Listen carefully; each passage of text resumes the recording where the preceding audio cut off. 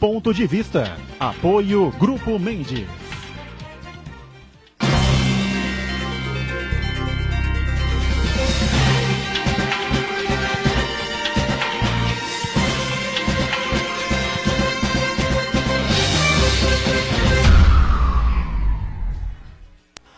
Olá, está começando aqui o Ponto de Vista, você sempre com a gente neste horário da 1h30 da tarde, o horário do almoço e a tradição, né, da TV regional, do debate, da discussão política e sempre, claro, dos temas importantes que formam a pauta aqui da cidade, da nossa região metropolitana, né? Saúde, educação, transporte, segurança, greve, né? Greve dos caminhoneiros chegando ao final e já se iniciando, mesmo contrário à decisão do Tribunal Superior do Trabalho, a greve, a paralisação dos petroleiros, né? Esse é um tema importante que a gente vai discutir, vai debater muito nessa edição de quarta-feira aqui do Ponto de Vista, né? E fazer uma avaliação sobre as principais reivindicações, os principais problemas aí da categoria e, claro, também fazendo aí uma rápida avaliação de como é que as pessoas vão, será que as pessoas vão sentir também na pele como sentiram, né? Os efeitos da paralisação dos caminhoneiros por todo o país. Lembrando que a nossa reprise também de segunda a sexta, você confere aqui na Santa Cecília TV, sempre a partir das 20 horas, 8 da noite. Aqui à minha esquerda o Fábio Melo, Fábio que é diretor de comunicação, Fábio? Isso. É isso, né? Diretor de comunicação dos sindicatos petroleiros aqui da região metropolitana, aqui da Baixada Santista, participa com a gente justamente para falar um pouco sobre o movimento, né? Sobre as principais reivindicações, os principais problemas que envolvem aí a categoria. Prazer recebê-lo. Tudo bem, mais ou menos? Tudo bem. Estamos aí. Queria cumprimentar a população da Baixada Santista e estamos aqui hoje justamente graças a um movimento paredista dos caminhoneiros, ao qual vai fazer com que a voz do petroleiro, que há mais de 2 anos a gente vem ocupando algumas mídias e algumas paralisações sobre a política energética do país, adotada aí por Pedro Parente recentemente, nesses 2 anos aí, uma política totalmente nociva à soberania nacional e que precisa ser discutida e os companheiros caminhoneiros, com essa greve de 8 dias, está trazendo essa discussão. E isso é muito propício porque esse movimento vai ao encontro ao que, durante esses 2 anos, aí, a categoria petroleira vem discutindo. A política de Pedro Parente, redução de cargas das refinarias, a situação do petróleo tão vasto que nós temos na Bacia de Santos. 1.300.000 barris de petróleo são processados apenas com 12 plataformas, né? Isso poucas pessoas sabem, isso é importante a gente estar discutindo isso. O custo do barril de 8 a 12 dólares no máximo, né? Tecnologia totalmente brasileira, né? Então o Brasil hoje ele precisa discutir a sua política energética, a sua soberania nacional em relação ao petróleo. E esse é um momento ímpar para a gente estar fazendo isso, uma vez que não dá um entendimento que é uma causa do petróleo em si, mas uma causa da população brasileira. Tá certo, vamos discutir muito isso ao longo aqui do Ponto de Vista, que recebe também o Rafael Quaresma, que coordena o PROCON aqui de Santos, advogado, né? E mais uma vez colabora com a gente aqui. Tudo bem, Quaresma? Tudo bom, Edgar? Boa tarde a você, Fábio, Santana, quem nos acompanha de casa, sempre uma satisfação participar. E o Marco Santana lá na ponta, atento aí às redes sociais, às transmissões que fazemos aqui do Ponto de Vista e a sua participação também. Tudo bem, Santana? Tudo bem, boa tarde a todos, boa tarde especial que nos acompanham ao vivo. Eu quero convidar você a participar também do programa, mandando sua pergunta, crítica, sugestão pelo Facebook. Ponto de Vista com Edgar Buturão ou por e-mail, contato@pontodevista.tv.br. O programa também pode ser acompanhado ao vivo, na internet também, santaportal.com.br/tv. Os programas anteriores ficam disponíveis também na internet, no nosso canal no YouTube, na nossa página no Facebook. E você que nos acompanha na reprise às 20 horas, uma boa noite. Com relação à greve dos caminhoneiros, né, o movimento está lentamente não, né, agora já 90 e tantos % da paralisação encerrada, as rodovias praticamente liberadas, alguns problemas aí, algumas rodovias aí pelo norte, pelo nordeste afora, alguns vídeos, né, de caminhoneiros sendo agredidos, uma coisa sem a menor lógica, sem o menor sentido, né? É uma coisa que vai absolutamente contrária à democracia. E temos esses focos aí dos esquerdopatas e dos direitopatas tentando de alguma maneira se aproveitar aí do movimento, uma parte do Volta Lula, uma parte do Bolsonaro já, enfim, né? E dá nisso o que a gente está acompanhando aí, tá certo? As reivindicações dos caminhoneiros foram totalmente atendidas, né? Já deveriam ter voltado anteriormente a reabastecer os postos e a permitir que os caminhões seguissem em frente abastecendo aí os supermercados pelo país afora, as drogarias e principalmente os hospitais, os equipamentos que são necessários. A saúde brasileira já é um drama, tá certo? Um problema como esse aí que a gente teve, então imagina a situação que os hospitais devem estar. E o problema que a gente encontra ainda, o Quaresma pode até testemunhar isso, o Procon parece receber algumas reclamações, né? Sim. De postos aí pela cidade, pela região, vendendo gasolina a preço totalmente fora do normal, é isso? Olha, na verdade essa situação, esse cenário, ele é bastante dinâmico, né? Então, nós tínhamos uma conjuntura na semana passada que era até de orientar o consumidor para que não acelerasse esse processo de desabastecimento que talvez chegasse, como de fato chegou no final de semana, por conta da continuidade da greve dos caminhoneiros. Então, na semana passada, quando a coisa tomou mesmo corpo, a gente não pode deixar aqui de falar e reconhecer a demora do governo, não é? Do governo federal, em tomar pé da situação, em querer resolver essa problemática, na verdade, em levar a sério aquilo que estava acontecendo, porque a movimentação por parte do governo começou no quinto dia, não é? Sexto dia de paralisação, quinto dia, o que era já há muito tempo sem nenhuma medida mais eficaz, mais efetiva. Mas na semana passada a nossa orientação era justamente nesse sentido, de que o consumidor pensasse menos em si, pensasse mais no coletivo e, portanto, não fizesse estoque de comida, não é? Até mesmo em relação aos combustíveis, não precisa encher o tanque, eu posso colocar um valor determinado, R$70, R$80, R$100, enfim, para que aquele combustível seja compartilhado, ou na verdade mais consumidores tenham possibilidade de fazer uso do combustível. Então, na semana passada, essa era a orientação, digamos assim, dos órgãos de defesa do consumidor, do Sistema Nacional de Defesa do Consumidor. Veio o desabastecimento, eu mesmo no final de semana percorri alguns supermercados e vi até alguns deles sinalizando, informando que não tinha determinado produto, em especial legumes, frutas, né, hortifrutis ali, por conta da greve dos caminhoneiros. Alguns colocavam outros itens no espaço, outros deixavam sem nada, mas com essa informação. E agora, no início da semana, a gente viu que alguns estabelecimentos conseguiram, de certa maneira, receber e, portanto, repor parte desse estoque. Só que aí entra um outro cenário, que é de preços extorsivos, abusivos, preços muito acima da média. Eu nem estou falando particularmente da gasolina, a gente pode comentar disso na sequência, nem do gás de cozinha, mas em especial dessa questão, como ficou muito tratada a questão da batata, né? A gente tinha lá o saco de batata vendido a R$150, R$140 e de repente isso bateu 300, 400, R$500. Então, nesse momento, o que a gente fala aos consumidores é para que eles não comprem esses produtos. Claro, não é? São produtos que podem ser substituídos ou podem não ser consumidos nesse momento até que a coisa regularize.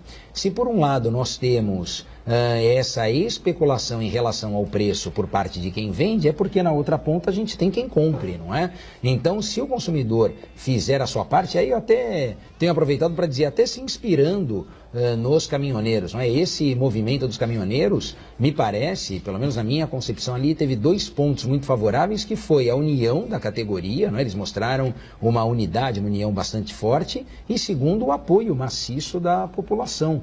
Então, os consumidores agora podem aproveitar essa situação que acabaram de vivenciar por parte dos caminhoneiros e fazer o mesmo, no sentido de se unirem, porque um consumidor só é difícil nós imaginarmos ou considerarmos esse consumidor isoladamente. Mas o consumidor junto, não é? Todos os consumidores irmanados aqui do mesmo espírito, eles têm uma força muito grande. E aí praticar, Edgar, o que é muito comum nos Estados Unidos, em outros países, que é o banimento, não é, do fornecedor. Falar, olha, nenhum consumidor compra tal produto, nenhum consumidor compra tal item. A gente não é possível que a pessoa não possa passar uma semana sem comer batata. E se ninguém comprar, ou vai estragar e vai se perder e o prejuízo é muito maior, ou a coisa vai voltar num preço menor. Eu não estou aqui, obviamente, falando única e exclusivamente do comerciante que vende, porque muitos, inclusive, também são vítimas disso, né? De quem faz o abastecimento, do produtor, do distribuidor. Às vezes o problema está um passo antes, está lá atrás. A gente precisa olhar tudo isso. Agora você vê, no ano passado a gente teve aquele episódio envolvendo uma companhia aérea americana em que o passageiro foi retirado à força por parte da tripulação, você lembra disso? Sim. E aquilo tomou uma proporção a ponto de muitos consumidores simplesmente trocarem a companhia, não utilizarem a companhia. Então, há esse sentimento muito arraigado no consumidor, em especial norte-americano, e pouco utilizado aqui no consumidor brasileiro. Como esse cenário é um cenário de mudança de hábitos, é um cenário de desafio para todos nós, mas também de mudança de hábitos para a população, para os consumidores, agora é hora de experimentar novas práticas, né? De experimentar novas condutas e, por exemplo, não fazer uso, consumo, aquisição desses produtos que estão com um preço muito fora da realidade. Lamentavelmente é uma cultura infame, né, que a gente tem no Brasil, de tirar uma casquinha sempre, né, levar a questão de tirar vantagem mesmo na situação, das piores situações que a gente possa estar vivendo, ou tentar se aproveitar da melhor maneira possível. Ontem eu não me lembro agora qual produto era, o Ceasa estava sendo reabastecido, enfim, e aí a pessoa estava comprando lá uma caixa a R$50, mas no dia anterior estava a 100 e o preço normal é 12, 13. Quer dizer, 12, 13 reais, você vai comprar um produto que está a 50?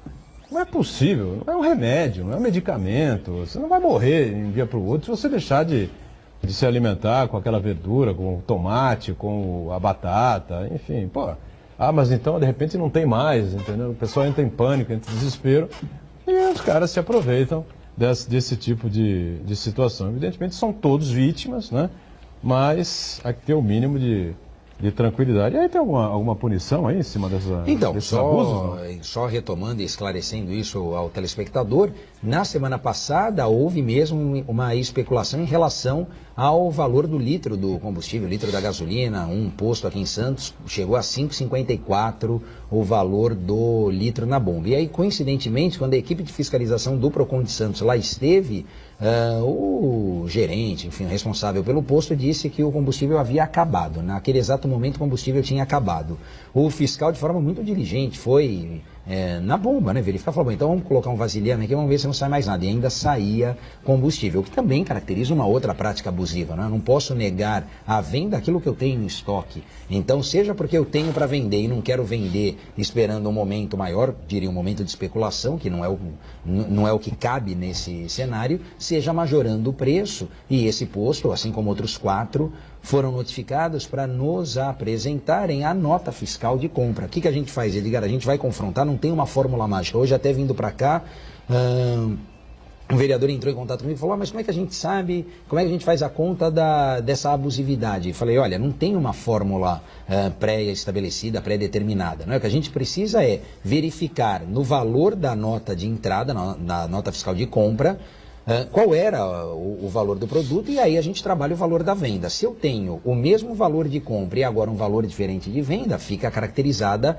a prática abusiva, né? O código fala lá da vantagem manifestamente excessiva, do artigo 39, inciso 5, ou do inciso 10, que é aumentar sem justa causa o preço do produto. Então, por um ou por outro, a gente consegue, fora outras sanções, não é? Crime contra a economia popular, crime contra a ordem econômica, que aí extrapola até a competência do PROCON. Então, nós envolveríamos mesmo as autoridades policiais, porque isso também demandaria uma apuração em outra seara, em outra frente. Mas, nesse momento, o que nós temos é isso, estes 5 postos no prazo para apresentar as notas fiscais, e com isso a fiscalização fará o confronto, né? A confrontação entre aquilo que foi pago na compra e aquilo que está sendo trabalhado, o preço trabalhado na venda. Esse produto do Ceasa, né, eu não vou lembrar exatamente qual era, uma verdura, me parece, né? Mas se o preço normalmente é 12, 13, né? O pessoal compra a quanto? 7, 8? Para vender a 12, 13? Ou menos. Essa faixa até menos, né? Bom, vamos colocar 7. Aquele produto, o cara comprou a 7 e está vendendo a 100. Pô, é uma coisa de escárnio, tá certo? É uma coisa que só passa na cabeça de gente, um povo mal aculturado, né? E despreparado para situações desse tipo que a gente viveu aí com a paralisação total e completa dos caminhoneiros. Alguma coisa aí a completar aí, ô Santana? Eu vou ler a participação aqui do Danilo de Grado, que ele fala justamente sobre a greve dos caminhoneiros, que agora é a hora do governo passar a olhar com mais atenção para a categoria que nos beneficia diariamente, assim como os petroleiros, que também merecem lutar pelos seus direitos. Eu acho que o governo não vai olhar para mais coisa nenhuma daqui para frente, sabe? Acho que o governo Temer, já falei ontem aqui, faleceu, né? É um cadáver, né, que está sendo carregado aí. Não sei nem se a Câmara vai, de repente, tomar alguma atitude com relação ao presidente da República, né? Não sei, as pessoas, de maneira geral, com quem eu converso, acham que é melhor a continuidade dele até o final do que a queda dele. Eu disse ontem aqui que a renúncia, para mim, seria o melhor caminho. Não sei o que você pensa no momento. Um cadáver pesado, né? Porque, inclusive, ele ainda insiste com Pedro Parente à frente da Petrobras, a dolarização dos nossos derivados de combustíveis, né? Inclusive teve aumento no combustível, ontem, se eu não me engano. Só rapidamente, para a gente amarrar aqui, seria pior para o Brasil a saída dele agora, ou é melhor a saída dele com a presidente Suprema assumindo e levando até as eleições? Na minha opinião, já começou tudo errado. O Michel Temer, ele teria que fazer um governo de transição. O governo de transição é um governo que você não faz grandes mudanças, né? Michel Temer aprovou a lei da terceirização indiscriminada. Nossa categoria está sofrendo muito com essa legislação da terceirização. Os companheiros, os trabalhadores terceirizados da área da Petrobras estão sofrendo reduções drásticas de salário na ordem de 50%, 40%. A mesma função. Então os contratos acabam, né? E aí você tem a concorrência e tudo, as empresas cada vez mais achatando os salários, né? Por conta também da reforma trabalhista, que também foi foi goela abaixo, goela abaixo, sem discutir diretamente com os trabalhadores, né? Sem envolver a opinião pública, na verdade com uma grande promessa, que uma falácia que ia aumentar os empregos. Na verdade não aumentou, que o que aconteceu de fato foi uma precarização dos empregos, né? Hoje você vê que as pessoas estão se virando. Todo mundo está virando microempreendedor. Daqui a pouco eu vou estar vendendo para você está vendendo para mim. É uma coisa assim surreal. Os motoristas de aplicativos, né? Todo mundo está se virando, precisa se virar. Mas a gente vê assim que, infelizmente, ele achou que poderia mexer em coisas muito pontuais, né? Direitos tácitos que a gente tinha há décadas, com uma legitimidade que não tinha para assim fazer. Inclusive a reforma da Previdência é outro ponto, né?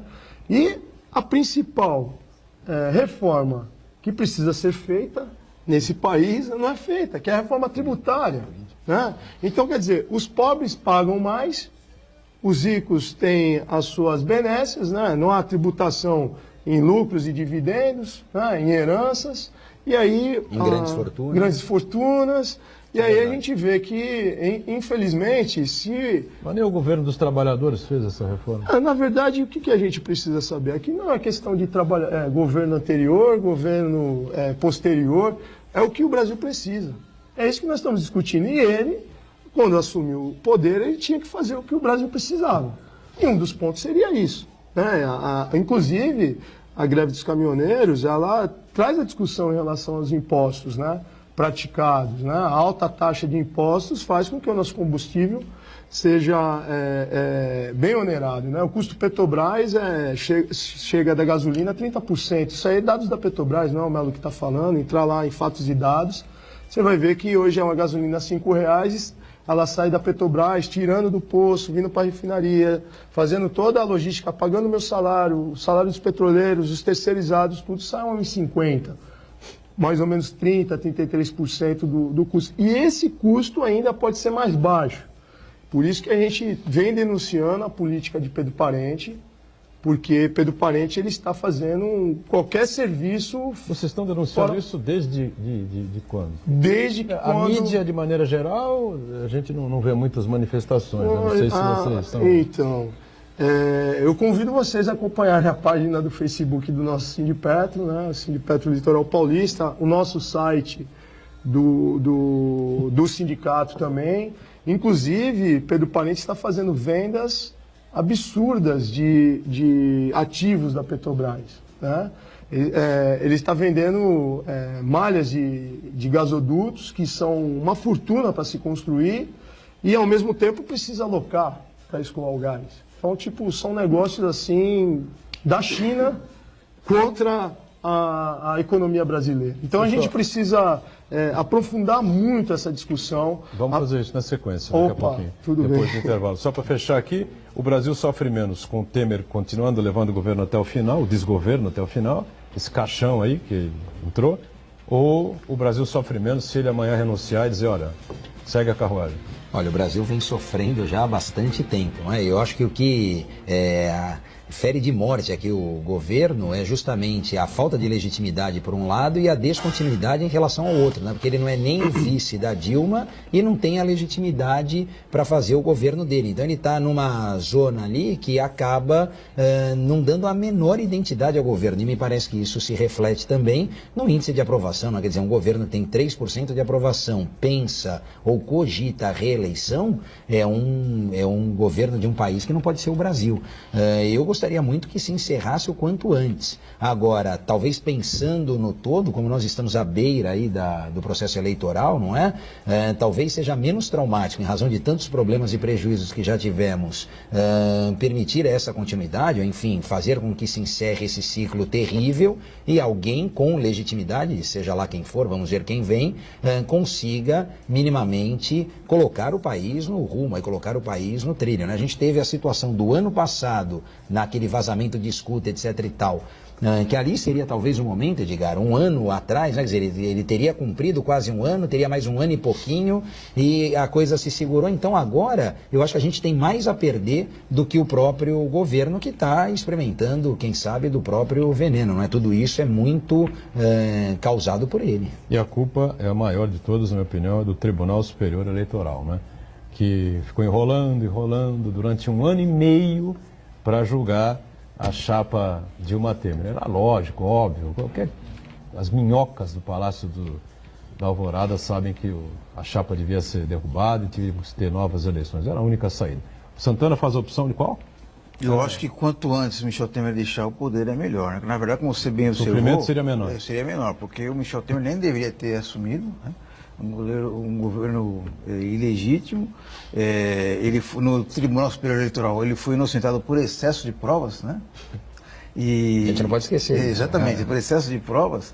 E parece que até dezembro ele vai fazer um governo de fim do mundo. O que ele puder fazer de mudanças profundas e beneficiando interesses específicos, aí ele vai fazer, né?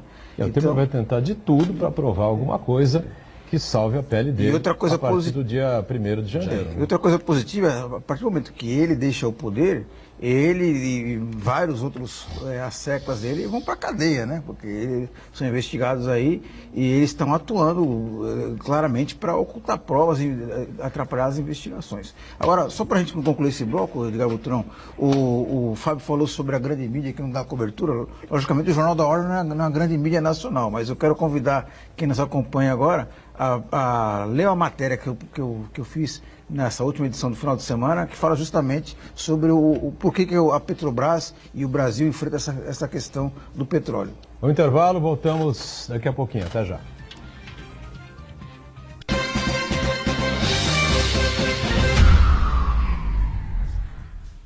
Existe um lugar em Santos onde você encontra os empreendimentos mais fascinantes da região. Um lugar amplo, aconchegante, feito para oferecer o melhor atendimento para você. Um lugar que reúne as melhores opções residenciais e comerciais nos bairros mais nobres de Santos. Um lugar que a gente nem precisava dizer, porque você já sabe. Central de Vendas Grupo Mendes, Rua Guaiaó 55, Aparecida. Venha fechar um bom negócio para abrir as portas do seu novo lugar.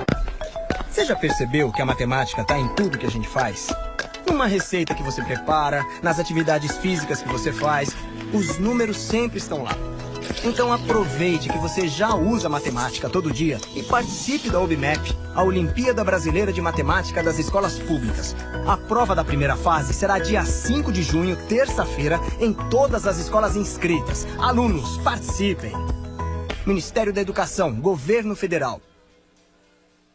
Poliesportivo Unisanta, cuidando do seu corpo e da sua mente. Natação a partir de 2 anos e meio, capoeira a partir de 3 anos, voleibol, hidroginástica, musculação, basquete, futsal, karatê, judô, handebol e tênis de mesa. Equipamentos modernos, piscina olímpica aquecida e professores especializados. Mensalidades a partir de R$ 48,00. Poliesportivo Unisanta. Informações 3202-7126.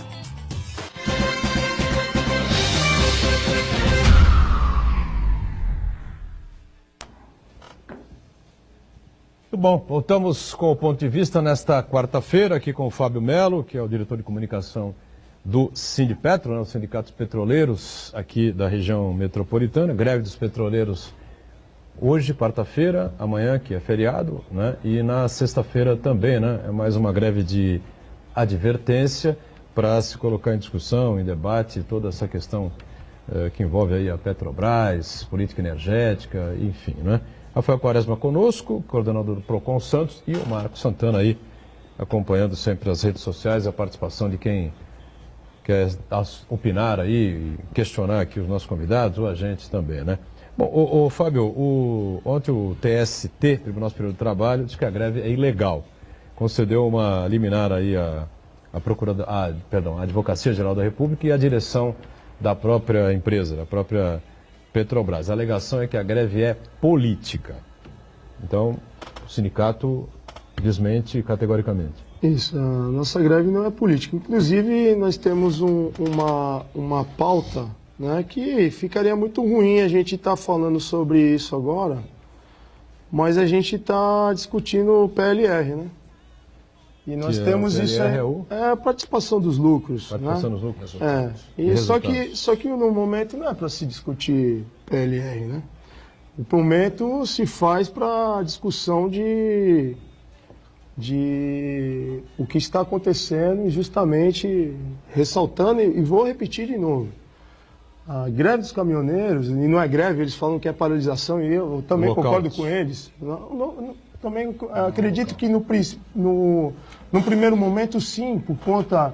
Nós temos aí um Congresso Nacional repleto de bancadas. E tem a bancada dos rodoviários também, dos transportadores. Os empresários. Empresários ligados ao transporte.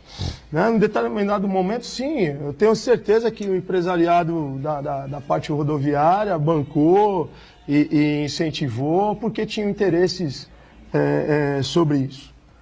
É muito claro, porque vão sim obter vantagens com esse movimento e com a concessão do governo. Só que quem está agora resistindo à movimentação são os... Eu tenho parentes caminhoneiros, eu acho que todos nós devemos ter algum parente que é caminhoneiro, ou um vizinho, um amigo, e sabemos qual é a luta desses trabalhadores que deixam as suas famílias por dias. E hoje, muitos deles estão aqui no Porto de Santos há 8 dias, né, fazendo uma luta e sobre uma questão que tem a ver com todos nós, que é essa questão do preço do combustível. E por isso eu tive a oportunidade de vários piquetes fazer aulas públicas sobre a questão do petróleo. E eu volto a repetir, outrora a gente não podia, a gente discutia isso na porta de uma refinaria, às vezes alguns flashes de uma TV ou outra que vinha nos entrevistar, o público cativo. O próprio petroleiro, o terceirizado, mas a grande massa, a grande população não davam ouvidos, mesmo porque, por conta de todo o momento de difamação da própria Petrobras, aqueles tanques saindo dinheiro, um patrimônio nacional totalmente sendo dilapidado de uma forma assim muito ruim. A Petrobras hoje, para a opinião pública, significa um reduto de políticos corruptos que estão lá dilapidando o patrimônio nacional. Embora a Lava Jato já tenha aí alcançado muitos deles, né? E acho que, não sei se a maioria, se a totalidade, enfim, já foram colocados para fora da empresa, né? Mas é a imagem que ficou, né? Justamente, mas aí é onde está agora, ó, esse momento ímpar. Para a gente poder aí, hoje eu estou tendo a oportunidade de um excelente programa que fala diretamente com a cidade de Santos, a região, onde a Petrobras gera muitos empregos, né? E, inclusive a expectativa do pré-sal que trouxe aqui para Santos e que muitos acreditam que o pré-sal é uma mentira, né? Nós estamos falando de uma produção que ao longo dos 8 anos ela subiu exponencialmente em números absurdos. São 1.300.000 barris de petróleo processados por dia em apenas 12 plataformas. Eu estou falando de Manaus, que é o Urucu, um poço, um campo muito produtor. Estou falando de Rio Grande do Norte, o estado todinho do Rio Grande do Norte, autoprodutores. Estou falando da Bahia, estou falando de Sergipe e Alagoas. Eu estou falando das plataformas meio ao Espírito Santo e toda a bacia de Campos. Tudo isso produzindo, né? Hoje, o pré-sal com apenas 12 plataformas, com um custo de 8 a 12 dólares, nós aí temos aí a metade da produção brasileira. Metade da produção brasileira em óleo. Do pré-sal. Do pré-sal hoje. Já está chegando, uma diferença pequena de 1 ou 2%, na bacia de Santos. A bacia de Santos é que faz isso. Isso, tá. Justamente, com apenas 12 plataformas. E equivale a toda essa produção que você falou, Manaus, Rio Grande do Norte, Bahia. Justamente, que hoje nós estamos perto de 2.700 barris por dia. 1.300.000. Tá? Isso equivale à autossuficiência nossa, não? A autossuficiência nós vamos estar chegando porque existem alguns outros campos, grandes produtores de petróleo que estão já em fase de andamento, né? A seção onerosa, o campo de Libra já vai entrar em operação em breve e isso nós vamos chegar. O que acontece é que existe uma grande falha adotada por Pedro Parente, que hoje ele está baixando as nossas cargas do refino. Como que eu posso produzir bastante petróleo, estar com esses números aí em franco crescimento, e aí a gente está diminuindo nossa carga do refino, para proporcionar a entrada dos derivados americanos em particular. Subiu aí 80% a importação de gasolina e óleo diesel americano. Por que isso? Né? Em contrapartida, a gente vê com uma política nociva, porque você baixa a carga da refinaria, você aumenta o seu custo de produção, certo? A sua capacidade instalada é para 100%, você está operando com 70%, o seu custo aumenta de produção. Aumentando esse custo de produção, eu facilito com que o produto importado entre no mercado. Cada vez que entra mais esse produto importado, eu baixo mais a minha carga. Logo, o produto importado tem mais acesso ao nosso mercado interno e vou baixando. A ideia dele, inclusive, ofertando aí a venda de 4 refinarias com todo o modal, que são 4 refinarias e 12 terminais, 2 das refinarias no eixo Nordeste, né, e 2 das nossas refinarias no eixo Sul, né, abrindo mão também do mercado. Ninguém faz isso no mundo. Ninguém faz isso no mundo. E a gente tem que deixar claro que o monopólio do petróleo no Brasil foi quebrado em 97, na década de 90. No governo do Fernando Henrique? Lógico, quebrou. Qualquer ExxonMobil, Shell, Total, qualquer empresa dessa do mundo poderia vir aqui e construir uma refinaria. Por que não vem? Boa pergunta. Talvez seja. Muito alto, né? Investimentos muito altos. E demora o retorno do Lógico. investimento. E nesse caso, acho que o importante a gente destacar é que a parte mais difícil do serviço, que é pesquisar onde tem a prospecção, desenvolver a tecnologia das sondas, porque como a camada de pressão é muito profunda, as sondas que existiam antes, elas enferrujavam por causa do sal, né? Então, elas quebravam. Então, a Petrobras desenvolveu a tecnologia para que essas sondas elas não enferrujassem, elas não quebrassem, pudesse fazer a extração.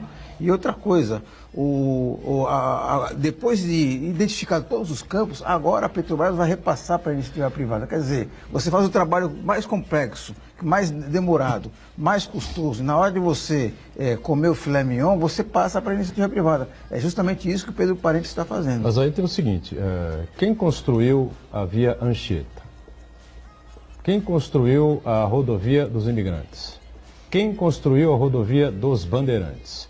Quem construiu a rodovia Anhanguera? Quem construiu todo esse sistema rodoviário que existe no estado de São Paulo? Foi o Estado. Foi o povo que pagou os impostos que construíram. Só que ficou absolutamente inviável para o governo do estado de São Paulo continuar mantendo essas rodovias, continuar gerenciando essas rodovias todas. E teve que terceirizar aqui, terceirizar ali, terceirizar acolá e tal. E os caras ganham muito dinheiro, só que são obrigados a fiscalizar. A minha discussão, o que eu já disse aqui várias vezes, o telespectador que acompanha a gente deve estar estranhando o fato de eu não estar ainda entrando em combate aqui com o Fábio, que eu gosto que as pessoas coloquem o seu ponto de vista, coloquem as suas razões, essa coisa toda para a gente poder discutir e debater.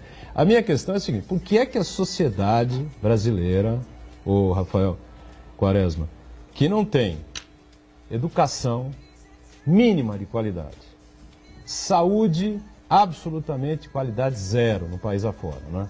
Porque depender do governo federal, morre todo mundo pelo SUS, né? Infelizmente. Segurança pública, o exército foi para as ruas do Rio de Janeiro e está tomando bola no meio das pernas, chapéu, enfim. O crime organizado está fazendo o que quer com o exército brasileiro no Rio de Janeiro. E era assim mesmo. Então, veja bem, não temos nada. Vamos chegar na prática, tá certo? Nada. Do mínimo que o Estado brasileiro deveria dar à sua população, a gente que acorda cedo, que trabalha, cumpre suas obrigações, paga seus impostos. Por que é que a sociedade tem que discutir a Petrobras e o petróleo? Essa é a minha dúvida. Se você puder me explicar. Não, quem sou eu, né, para fazer essa explicação? Aliás, não sei nem se eu tenho a resposta e nem se essa resposta é simples. A única coisa, assim, para analisar também toda essa conjuntura. Primeiro, em relação à intervenção, acho que se o pessoal do Rio soubesse que seria assim, até eles já tinham pedido essa intervenção antes, Edgar, porque a coisa lá... No Exército? Não é? É uma piada, né? Se é assim, e se eles soubessem que seria assim, então já podia ter feito isso antes, né? Porque ali, esse é um ponto também que a gente fala da questão do governo, é tão enfraquecido que até mesmo as deliberações dadas para os seus comandados, para a equipe, elas se perdem no caminho. Eles mesmos ali fazem de um jeito que a coisa acaba na prática não surtindo efeito, né? Com relação à Petrobras, não voltando num passado muito distante, mas acompanhando essa questão, até o Fábio disse aqui, do desgaste da imagem, não é, para a Petrobras, eu imagino se nós, como brasileiros, sentimos aqueles que fazem parte da estrutura, enfim, que lidam, trabalham diretamente com isso, sentem muito mais, não é? O problema é que houve... um desmonte, um desmanche, um assalto ali, não é? Nos cofres da Petrobras, porque se você pegar, e acho que foi até nessa matéria que o Santana falou do Jornal da Orla, se eu não me engano foi ali que eu vi esse gráfico, fala do superávit da Petrobras, estou certo, Santana? Até 2010, 2011 e depois os prejuízos que ela vem acumulando, prejuízos que ficaram menores ainda com saldo negativo no ano passado, mas já fruto dessa mudança. Sem avançar, sem adentrar o mérito, porque, sinceramente, não sei se teria esse cabedal, essa expertise para falar da política praticada, da política econômica, lá se está certo ou errada, mas talvez o que tenha que ser sopesado aqui é o seguinte, não vai ser nesse governo de 1, 2 anos e nem com o Pedro Parente à frente, que vai se resolver e vai se resgatar tudo aquilo que aconteceu, tudo aquilo de desmando, de prejuízo que foi feito. Uma coisa que ficou muito clara a empresa só não quebrou, só não faliu, porque perdeu muito valor de mercado, muito valor em bolsa, mas ela só não quebrou porque ela era super rentável, né? Quer dizer, ela tem um poder ali de produção, de gerar receita fora do comum. Do contrário, se fosse em qualquer outra situação, o que acontece? Quebra. O que a gente viu com o banco? Não é? Quebra o banco depois. E quebra, e aí os outros se socorrem, fazem, vem. Ali não, quer dizer, e não por quê? Não é porque não teve malversação, desvio, utilização indevida, é porque era mas tanto dinheiro que mesmo assim não conseguiram quebrar. Agora, esse resgate, me parece, tem que ser paulatino, não é? Tem que ser feito de uma forma não tão traumática assim. Vê só. Nesse início de semana, a gente teve o ministro da Fazenda cogitando majoração de imposto. Depois fala, não, mas ele voltou atrás. Sim, ele voltou atrás porque... tomou um pito. Exato, foi por livre e espontânea pressão ali. Agora, como é que vai cogitar isso? Fizeram um técnico para falar num momento... Que era muito mais político. Evidentemente, tinha que deixar o presidente falar. Lógico, claro. Até porque essa possibilidade era uma alternativa que tinha que ser descartada. Então, em relação à Petrobras, tem que ver o que pode... E o que deve ser feito e aquilo que não é o momento ou que não é agora que vai fazendo. Então, eu acho que é nesse ponto que está faltando um pouco mais de transparência, um pouco mais de lucidez para quem comanda, para quem dirige. Vamos fazer mais um intervalo. Na volta, a gente segue aqui com essa conversa que é, claro, bastante importante para todos nós, né? Que estamos aí tentando passar por esses momentos de grande dificuldade, chegar às eleições e, quem sabe, a partir de 19, virar a página aqui no Brasil. Já, já.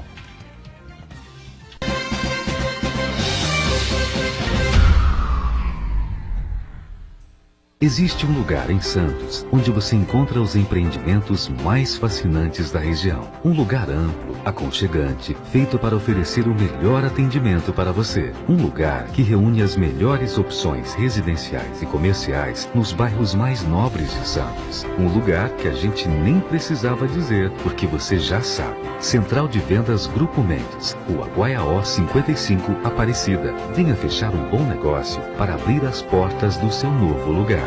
Santa Cecília TV no canal 52.1 HD. Se você ainda está com dificuldade de sintonizar a Santa Cecília TV em alta definição pelo sinal digital, você precisa escanear os canais da sua TV através da autoprogramação no seu controle remoto.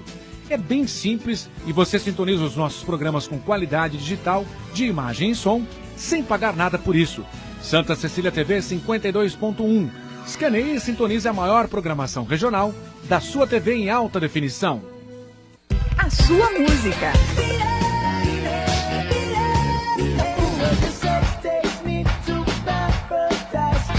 A sua notícia. 107,7 Notícias. O seu locutor. A sua promoção. Ligue agora 3234-1077. Participe você também e ganhe muitos prêmios. O seu cantor. A sua rádio. 107,7 Santa Cecília FM.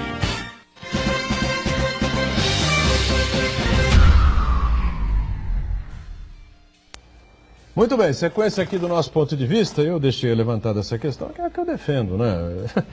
Por um país que não oferece absolutamente nada do básico, do mínimo, né? Para a sociedade, para a gente que paga os seus tributos, paga os seus impostos em dia, que trabalha e que sofre com a dificuldade do dia a dia, o índice de desemprego altíssimo, enfim, nós estamos discutindo aqui a importância dessas estatais aí que continuam em xeque, e claro, a principal delas, a maior delas, as principais empresas do mundo, que é a Petrobras. O Fábio faz aí a defesa, enfim, aqui o programa é dinâmico para isso, para a gente discutir, para a gente debater. Sem problemas. E justamente a minha presença aqui, eu agradeço muito o convite, porque isso aí é de extrema importância para nós. Né? Para nós petroleiros, podemos estar aqui explicando para a população qual é o potencial dessa empresa. Né? E, ao contrário do que se fala, a Petrobras não é um elefante branco. Né? Ela é uma empresa extremamente viável. Já foi falado aqui no bloco anterior que mesmo com todo o ataque que ela sofreu, ela hoje, as ações dela estavam aí beirando aí a quase R$27 aí. Então é uma empresa assim rentável. Só que qual o motivo da criação da Petrobras no passado? A gente tem que voltar à história, né? Em 1950 a Petrobras foi criada logo pós-guerra para acabar com a nossa dependência das flutuações dos derivados de combustíveis pós-guerra. Por isso que ela foi criada. E, inclusive, a lógica, no mundo, você fala do barril de petróleo. Você não fala do barril de óleo diesel nem do barril de gasolina. todos fazem o comércio do petróleo. Para quê? Para beneficiar. Porque é mais barato. Eu compro petróleo, faço gasolina, faço óleo diesel, faço nafta. São mais de 3 mil produtos que são extraídos aí do petróleo. Nós estamos falando de muita coisa aí, a cadeia petroquímica e tudo mais. E hoje o Brasil está na contramão. Pedro Parente ele tem uma missão, e não é o povo brasileiro. Ele tem as suas relações aí com o mercado financeiro, né? Inclusive é um absurdo. Pedro Parente foi o ministro do apagão. Justamente. Ministro-chefe da Casa Civil, né? Por isso que... O Fernando Henrique? Isso. Era o chefe da Casa Civil, né? Justamente. Era. Ele que fez, ele que construiu a MP do racionamento de energia. Justamente. Né? Que mas ele não era diretamente ligado a Minas de Energia, né? A Não, Casa Civil, mas ele que comandou o processo todo. Mas depois do apagão, né? No pós-apagão, né? Não, em 2001, processo de não. Sim, de racionamento de o energia. racionamento foi depois daquele apagão monstruoso que ninguém tinha... Que, aliás, teve uma sacada ali muito perspicaz, que foi justamente de buscar a constitucionalidade da medida, né? Porque isso era flagrantemente inconstitucional, mas, de certa forma, tem um ponto em comum com aquilo que a gente vive hoje, não é? Que era o de racionar lá atrás para permitir que todos utilizassem, porque, do contrário, se utilizasse a bel prazer, ia mesmo ter o apagão, né? Iam ficar todos sem energia. Então ele conseguiu emplacar o racionamento, com aquela redução, sobretaxa, enfim, era medida de acordo com o consumo do ano anterior.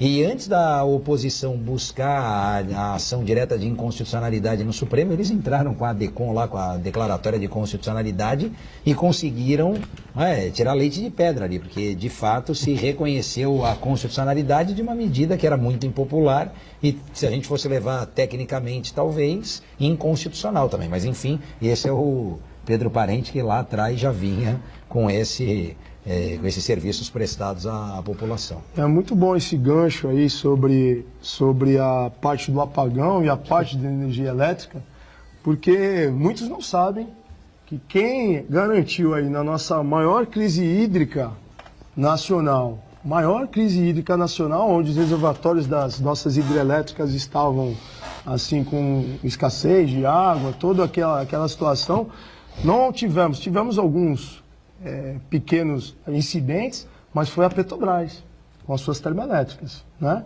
Que é herança maldita da época do governo Fernando Henrique, que fizeram termoelétricas todo de direito, sem ter as malhas de gás chegando até as próprias termoelétricas. Um verdadeiro escândalo que houve no passado, né?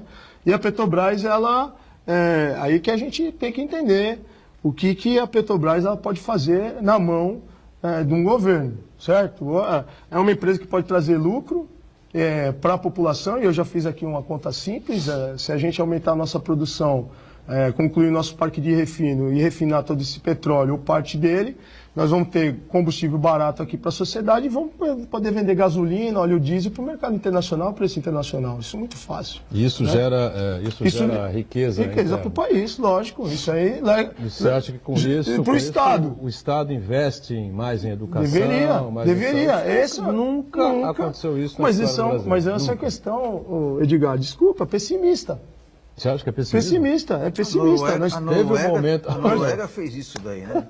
A Noruega fez, aliás, na Noruega tem um exemplo. Tem um adicional que é o seguinte, na Noruega, é um exemplo. O preço da gasolina é caríssimo, por quê? Para incentivar as pessoas a utilizar o transporte coletivo e outros modais que não... Tem fila de hospital na Noruega? A Noruega tem uma das maiores reservas de petróleo da Europa.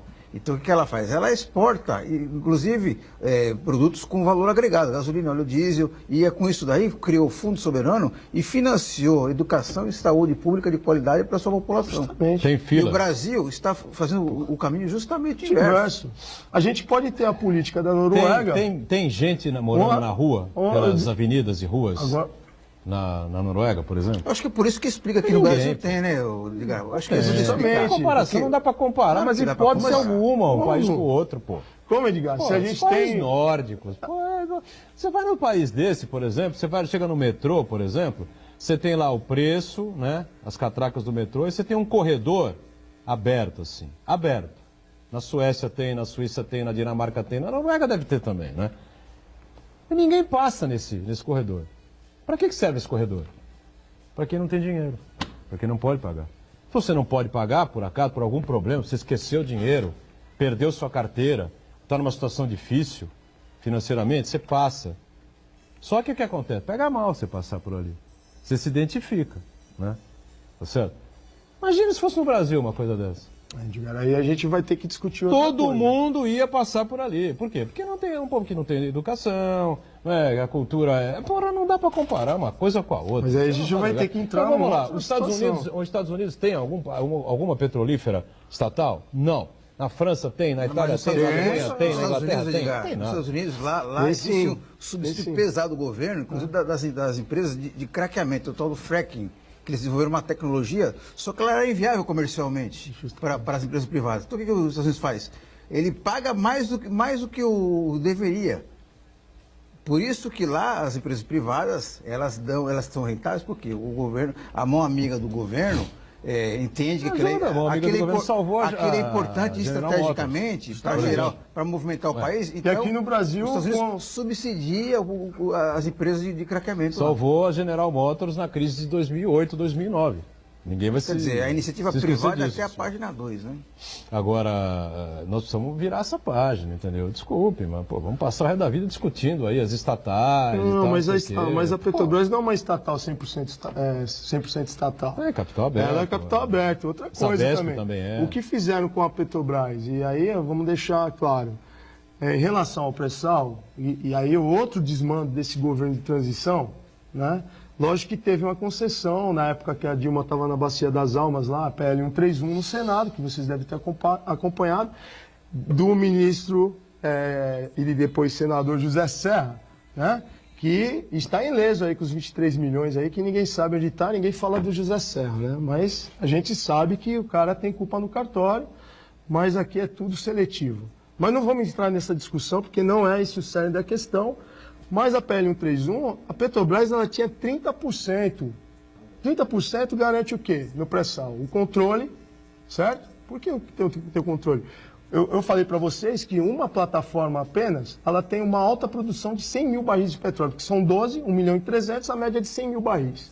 É muito fácil eu instalar uma plataforma, uma FPSO dessa, e falar para a ANP que estou produzindo 70 ou 60, e na verdade eu estou produzindo 100.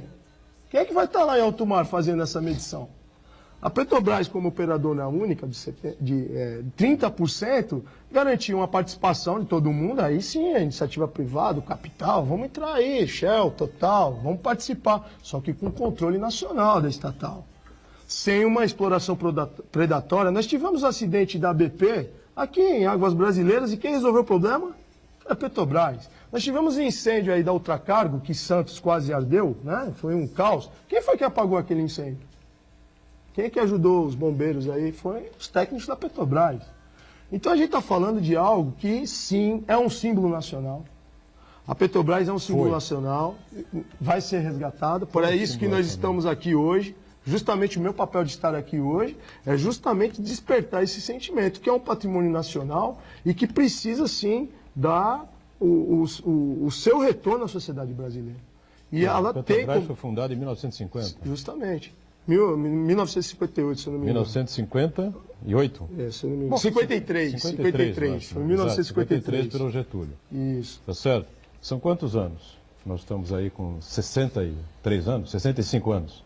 65 anos, tá certo? Que o Brasil vive com o modelo da Petrobras, estatal, enfim, que a empresa cresceu e tal. E o país continua nesta nhaca, nesta meleca. Mas a Petrobras vai carregar o Brasil? Aí já é um contrassenso. Porque nós estamos discutindo a Petrobras aqui. Esta é a questão. A Petrobras está em pauta para quê? Porque ela traz recursos. Não traz nada, porque nunca teve nada. Recente, nunca teve nada. Lógico, essa situação do pré-sal, Edgar, a gente tem que ter um pouco mais de sensibilidade, né? O companheiro Marcos, ele falou sobre o pré-sal e tudo. Nós estamos falando que antes foi entregue a Shell, muita gente não sabe.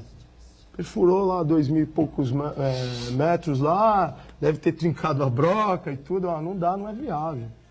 Em 2006, a Petrobras, com os seus técnicos, por isso que eu falo, né? O corpo técnico da Petrobras, a qual faço parte, é de excelência. brasileira, tecnologia nossa, nossos engenheiros, nossos geólogos encararam esse desafio. Hoje o pré-sal é realidade, é 8 a 12 dólares. O barril de petróleo chegou no seu pior momento a 29 dólares, mesmo assim é Hoje viável. está na casa dos 80. Olha que maravilha. O custo de produção a 8 a 12, e eu estou com o barril de petróleo a 80, e outra coisa, é uma questão de soberania. Qualquer espirro lá na Síria... vamos então adotar a política do mercado internacional que Pedro Parente, o entreguista, está fazendo, certo? Qualquer variação, aí o barril de petróleo chega a 120 dólares. Aí tem alguns que falam que a Petrobras subsidiou e teve prejuízo. Para isso que mesmo existe a parte estatal. Justamente, já pensou se a gente estivesse praticando aí os preços a 120 dólares, repassando isso na bomba? Quanto seria a gasolina aqui? Ainda mais com a nossa carga tributária. Estaríamos pagando aí em 2012, 13, que chegou a esse valor, R$10 na bomba, o litro de gasolina. O consumo cai, 80%. Agora, não tem outra coisa. As pessoas encostam o carro, encostam a moto. Mas não fizeram isso agora. Não fizeram isso agora, não usaram de solidariedade com os caminhoneiros que estavam fazendo um movimento... Você está falando uma média. A política de preço chegaria a isso, a R$10. Mas agora, nesse momento... A prática seria isso. Aí a pessoa sai de que não sai de carro. Agora, tem uma coisa importante para a gente destacar, que é o seguinte, cada vez mais no mundo que a gente vive hoje, o petróleo vai ser cada vez menos usado como combustível, como energia, e cada vez mais utilizado para matéria-prima para outras coisas, biotecnologia, indústria farmacêutica, na agricultura, na produção de móveis, de equipamentos industriais, matéria-prima para impressoras 3D. É a indústria 4.0, a matéria-prima vai ser o petróleo, não vai ser mais como gasolina, como óleo diesel. E as grandes nações do mundo estão de olho justamente nisso daí. E o Brasil, ele tem a oportunidade histórica de ser o grande protagonista nacional por ter grandes reservas. Porque as outras reservas, no Oriente Médio, na própria Noruega, em alguns países da África, elas já estão em declínio. E o Brasil acabou de ser descoberto essa reserva e está entregando praticamente de mão beijada para a iniciativa privada. Então, é muito importante que a sociedade, aí não é questão de ser socialista ou capitalista, de esquerdopata, ou não, é uma questão de soberania nacional. É saber que tipo de país nós queremos entregar para os nossos filhos. Soberania nacional é educação de base, de qualidade. Você ter a possibilidade de estudar, de colocar o seu filho no colégio, saber que ele vai sair aprendendo alguma coisa, vai ser gente na vida. É ter saúde de qualidade. Isso é soberania nacional. É ter um hospital de qualidade para atender as pessoas, não é de graça, é pago com os nossos impostos. Sem precisar de plano de saúde, dessa roubalheira toda. É ter segurança pública de qualidade, não vir com essa palhaçada, essa coisa cretina e vergonhosa de botar o Exército no Rio de Janeiro, criar um factoide, e o Exército continua lá, tomando bola no meio das pernas, tomando chapéu, o crime organizado faz o que quer e o que não quer do Rio de Janeiro. Isso é soberania nacional. Eu acho que a questão do petróleo é muito importante, sem dúvida nenhuma, mas é um segundo ponto, tá certo? Não adianta, há 60 anos que existe a Petrobras, pô. Até hoje é a mesma história. Entra lá um bando de corruptos, assalta a Petrobras. Então não sei o quê. Aí vem um governo, não, agora vai acertar, então não sei o quê, Petrobras cresce, dá lucro, não sei o quê. Vem outro governo, entra um bando de corruptos, assalta. É cíclico o negócio. Mas tem o benefício social que ela traz, né? O pré-sal, inclusive o outro desmando do Pedro Parente, né? A indústria naval foi resgatada. E é iniciativa privada. Os grandes estaleiros aqui. O que ele fez aí agora recentemente? Ele falou, sinto muito. Eu não defendo o Pedro Parente, hein? Ele falou, olha só. Eu lembrei aqui que ele é o ministro do apagão. Isso. O que ele fez? Ele chegou, eu sinto muito, eu vou construir as plataformas em Singapura. Por isso que eu estou falando que hoje a Petrobras é o patrimônio nacional na mão de uma ave de rapina. Pode até ser mesmo. Porque hoje o que acontece? Se a gente tem o pré-sal, precisa explorar... me chamou de... Não, é de entreguista. Entreguista. Você está destruindo toda uma indústria que foi promovida para a cadeia do petróleo. O chinês está lá montando plataforma para explorar o nosso pré-sal, pô. E o trabalhador metalúrgico lá do Rio Grande do Sul, quase 3 mil, 4 mil pais de família sendo mandado embora. Ah, não, mas lá na China é mais barato. Qual é a vantagem disso? Para o acionista. Por isso que eu falo que a Petrobras é uma empresa que ela tem um cunho social, sim, e ela é patrimônio do povo brasileiro. Então, gerar emprego e renda para o povo brasileiro também é papel da Petrobras. Agora, o Pedro Parente, ele tem um compromisso com os acionistas de Wall Street, inclusive pagou aí 2 e poucos 3 bilhões de indenização. Não duvido de nada disso. Por uma ação dos acionistas lá que sequer foi julgada. Inclusive derrubando a nossa PLR. Fraudando aí os números positivos. E aí deixar claro aqui, né? Dizem que nossa greve não é legal, né? Mas tem a pauta PLR. Só que a pauta PLR se faz... mínima em relação a isso, né? Beleza. E só porque assim, não, pô, os caras não tem um pano na manga, uma cartinha e tal. A gente tem, a gente não é leviano para levar a categoria. Agora eu só queria Então, para encerrar, estou em cima da hora aqui. Pô, para encerrar aqui, eu vou falar um recado. Um segundo só. O recado pro TST, TSE, sei lá. Abusivo porque a nossa greve é abusiva, né? Abusiva é vender 4 refinarias e 12 terminais, entregando 37% da capacidade de refino do país para transnacionais. Temer e parente querem fazer o Brasil um mero exportador de óleo cru, uma colônia dos Estados Unidos. E abusivo é também, desde 2017, aumentar o preço da gasolina em 50,04% e um diesel em 52,15%. Isso é abusivo. Obrigado, Fábio, pela presença aqui e espero que as coisas se resolvam da melhor maneira possível. Obrigado, Rafael Quaresma, também pela participação. Santana está sempre com a gente aqui. Diariamente, o ponto de vista com você, 1h30 da tarde, aqui na Santa Cecília TV. Nossa reprise às 8 da noite. Tchau, gente. Obrigado. Valeu.